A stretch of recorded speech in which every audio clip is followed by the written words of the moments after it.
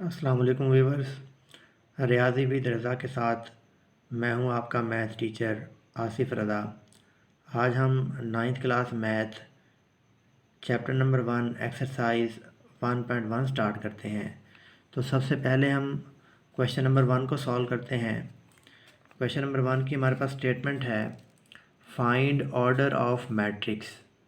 हमने क्या करना है, कालिब का मर्तबा फाइंड आउट करना है। और हम जानते हैं कि ऑर्डर ऑफ मैट्रिक्स का जो हमारे पास फार्मूला है वो है रोज़ इनटू कॉलम, यानी कतार इनटू कॉलम। अगर हम गिवन मैट्रिक्स देखें तो गिवन मैट्रिक्स हमारे पास जो है वो ए है। इसमें नंबर ऑफ़ रोज़ अगर आप देखें 2 3 -5 6, 2 रोज़ हैं। और अगर हम कॉलम को देखें तो 2 हमारे पास कॉलम है। तो इट मीन्स जो इसका ऑर्डर होगा वो हमारे पास होगा 2 रोज़ और कॉलम भी हमारे पास क्या है 2। तो इसका ऑर्डर होगा 2/2। नेक्स्ट जो हमारे पास मैट्रिक्स है मैट्रिक्स बी। मैट्रिक्स बी में भी हमारे पास आपके सामने क्लियर है कि ऑर्डर ऑफ मैट्रिक्स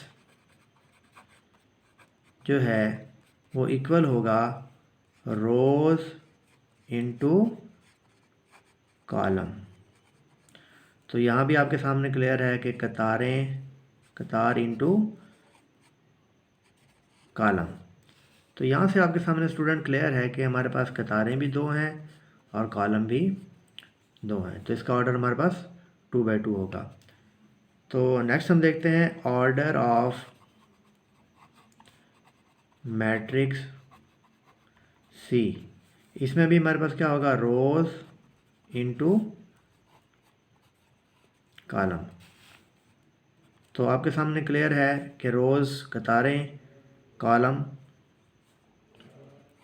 अगर हम देखें तो रोज़ हमारे पास स्टूडेंट मैट्रिक्स सी के अंदर ओनली 1 रो है।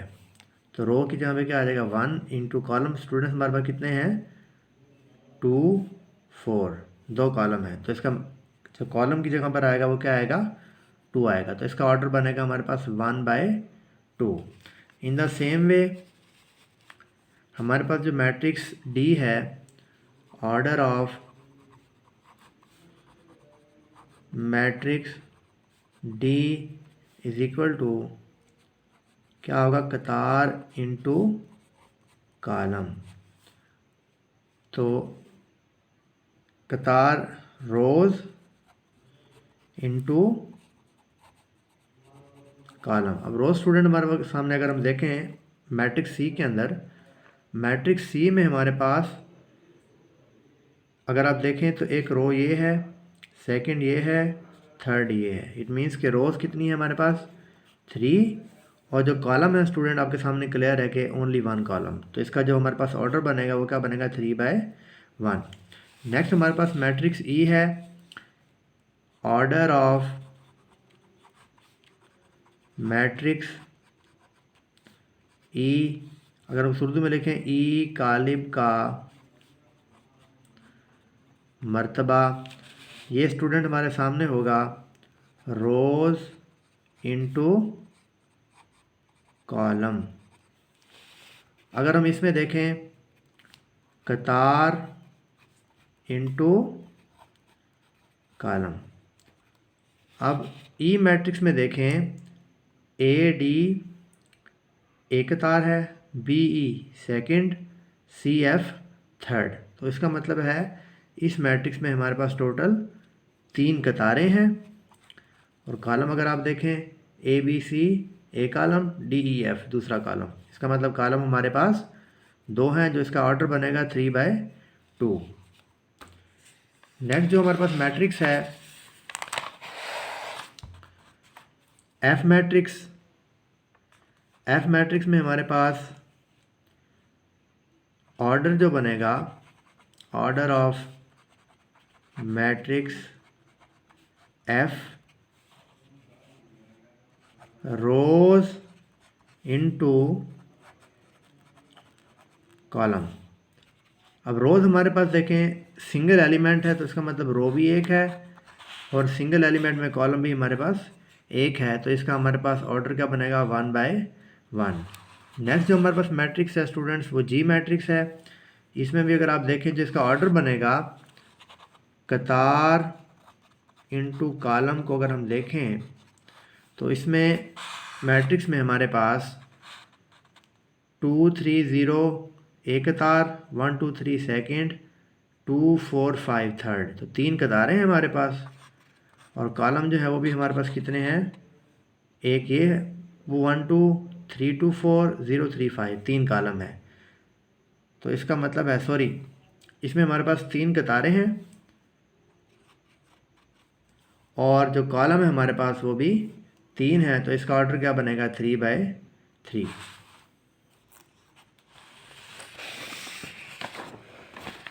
नेक्स्ट स्टूडेंट इसी चैप्टर की जो हम एक्सरसाइज सॉल्व कर रहे हैं इसका क्वेश्चन नंबर 2 हमारे पास है which of the following matrices are equal, कि कौन से कालिब आपस में बराबर हैं। अब हमने पढ़ा है कि कालिब की सूरत कब बराबर होते हैं, जब उनका ऑर्डर सेम हो। तो हमने क्या करना है, उन मैट्रिसेस को या उन कालिब को तलाश करना है जिनका मर्तबा एक जैसा है। तो ये हमारे पास मैट्रिक्स है, इसमें हमारे पास देखें एक ही एलिमेंट है, एक रो है, एक ही कॉलम है। तो इस पूरे गिवन मैट्रिक्स में हमने तलाश करना है कोई ऐसा मैट्रिक्स जिसकी कतार भी एक हो और कॉलम भी एक हो। बी में एक कतार है, 2 कॉलम है, ये नहीं है। सी अगर हम देखें 5 - 2 इट मीन्स 3, इसका मतलब है कि ए मैट्रिक्स और सी मैट्रिक्स जो है वो आपस में क्या है, इक्वल है, क्योंकि इनका ऑर्डर भी सेम है और उनके एलिमेंट भी सेम है। तो यहाँ पर हम लिखेंगे ए मैट्रिक्स, यानी कि हम आंसर लिखते हैं A matrix equal to C matrix. Next जो हमारे पास बी मैट्रिक्स है, इसमें हमारे पास एक कतार है, 2 कॉलम है। तो हम देखते हैं कि कौन सा ऐसा मैट्रिक्स है जो बी के साथ मिलता है या बी के मसावी है। तो बी मैट्रिक्स अगर हम गौर से देखें, आई मैट्रिक्स में देखें फर्स्ट एलिमेंट हमारे पास 3 है, जो सेकंड एलिमेंट है वो 3 + 2 that is equal to 5। It means के बी और आई मैट्रिक्स आपस में इक्वल है।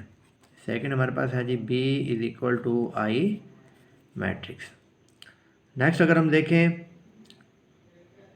जो हमारे पास डी मैट्रिक्स है, डी में जो हमारे पास फर्स्ट एलिमेंट 5 है, सेकंड थर्ड है, इसका ऑर्डर क्या है, हमारे पास एक कतार है, 2 कॉलम है। तो इसका हमारे पास ऑर्डर बनेगा 1/2। तो हमने तलाश करना है वो मैट्रिक्स जिसका ऑर्डर 1/2 हो और उनके कॉरस्पॉन्डिंग एलिमेंट भी सेम हो।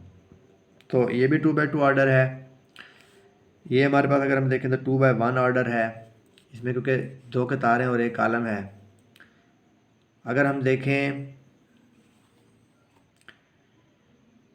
जी आई के अंदर आपके सामने क्लियर है, फर्स्ट एलिमेंट 3 है, सेकंड 5 है। इट मीन्स के इसका ऑर्डर तो सेम है लेकिन कॉरस्पॉन्डिंग एलिमेंट सेम नहीं है। तो यहाँ से आपके सामने क्लियर है कि इन गिवन मैट्रिक्स में कोई भी ऐसा मैट्रिक्स नहीं है जो डी के इक्वल हो। नेक्स्ट हम देखते हैं ई मैट्रिक्स। ई का ऑर्डर 2/2 है, तो 4 0 6 2 आपके सामने क्लियर है, ये एच के इक्वल है। E is equal to H matrix, क्योंकि दोनों का ऑर्डर भी सेम है और दोनों के कोरस्पॉन्डिंग एलिमेंट भी सेम है। इट मीन्स के E matrix is equal to H matrix. I को हम पहले देख चुके हैं। अगर हम जे की बात करें, जे में हमारे पास ऑर्डर जो है इसका 2 रोज़ हैं, 2 कॉलम, क्योंकि अगर हम देखें 2 + 2 इज़ अ सिंगल एंट्री, क्योंकि जब ये दोनों आपस में जमा होंगे तो इसका आंसर 4 आएगा जो कि एक सिंगल एलिमेंट है। इट मीन्स के यहाँ भी सिंगल एलिमेंट है, यहाँ भी सिंगल एलिमेंट। 2 + 2 4, 2 - 2 0। तो आपके सामने क्लियर है, ई का फर्स्ट एलिमेंट 4 है, सेकंड 0 है, 2 + 4 दैट इज़ इक्वल टू 6, ये भी 6 के इक्वल है। नेक्स्ट हमारे पास है 2 + 0 that is equal to 2। It means कि ये भी हमारे पास 2 के इक्वल है। तो यहाँ से आपके सामने क्लियर है कि जो हमारे पास ई मैट्रिक्स है, ई मैट्रिक्स और जो जे मैट्रिक्स है, ये दोनों आपस में इक्वल मैट्रिक्स है। तो क्वेश्चन नंबर 2 जो है वो हमारे पास कंप्लीट सॉल्व हो गया, बड़ा आसान सा क्वेश्चन था। नेक्स्ट हम क्वेश्चन नंबर 3 सॉल्व करते हैं। क्वेश्चन नंबर 3 हमारे पास है find the values of A B C and D. अब हमारे पास एक मैट्रिक्स गिवन है और आपके सामने क्लियर है, क्वेश्चन के अंदर गिवन है कि ये दोनों मैट्रिक्सेस आपस में इक्वल हैं, दोनों कॉलम आपस में बराबर हैं।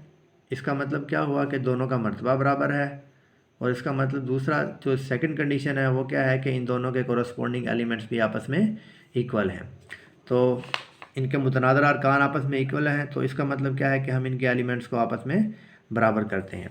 तो आपके सामने क्लियर है, ए प्लस सी किसके इक्वल होगा, 0 के। तो हम क्या लिखेंगे, A plus C is equal to 0, that is equation 1। Second जो है हमारे पास सी माइनस 1 अगर हम देखें तो किसके इक्वल है, 3 के। सी माइनस 1 फर्स्ट एंट्री है, that is equal to 3 equation second. Next अगर हम देखें A plus 2b that is equal to -7, A plus 2b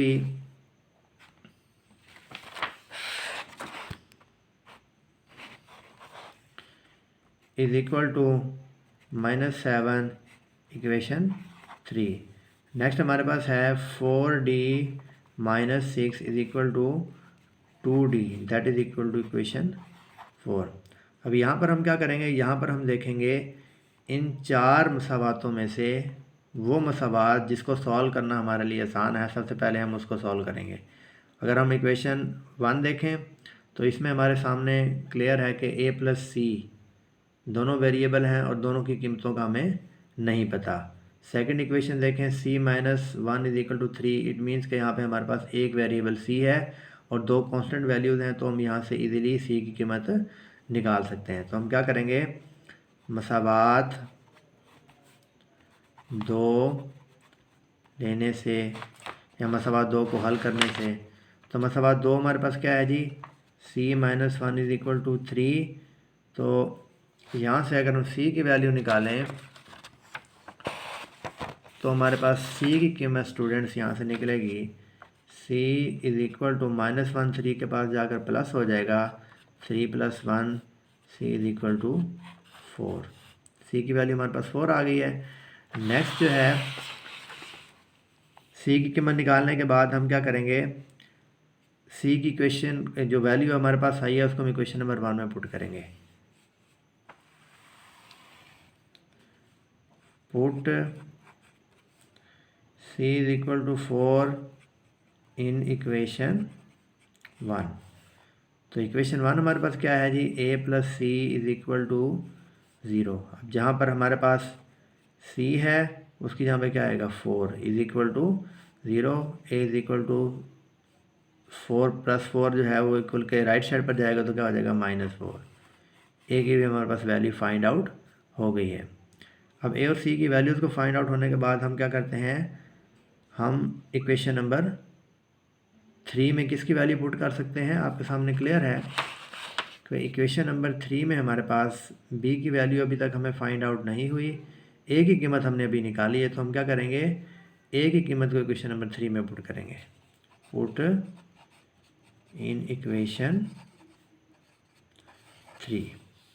equation 3 क्या है हमारे पास, a plus 2b is equal to -7। a की जो हमारे पास वैल्यू है वो क्या है, -4 इधर आएगा, plus 2b is equal to -7, 2b is equal to -7 -4 7 के पास आएगा तो क्या होगा, +4, दैट इज इक्वल टू -7 + 4। जब हम इनको प्लस माइनस करेंगे तो इसका आंसर आएगा -3। और अगर हम इट मीन्स के 2b इज इक्वल टू -3, और अगर हम यहाँ से b की वैल्यू निकालना चाहें तो b की कीमत हमारे पास क्या आएगी, -3, 2 जो है वो 3 के पास जाके क्या होगा, डिवाइड। तो ये हमारे पास क्या आ जाएगी, b की कीमत। नेक्स्ट हमारे पास अब a की कीमत भी फाइंड आउट कर ली है, b की भी फाइंड आउट हो गई है, c की भी फाइंड आउट हो गई है। नेक्स्ट हम क्या करेंगे, सॉल्व इक्वेशन 4। अब इक्वेशन 4 हमारे पास क्या है जी, इक्वेशन 4 हमारे पास है 4d minus 6 is equal to 2d। It means कि 2D जो है वो हमारे पास लेफ़्ट साइड पर 4D के पास आएगा, 4D माइनस 2D, और 6 जो है वो राइट साइड पर जाएगा, क्या हो जाएगा, प्लस।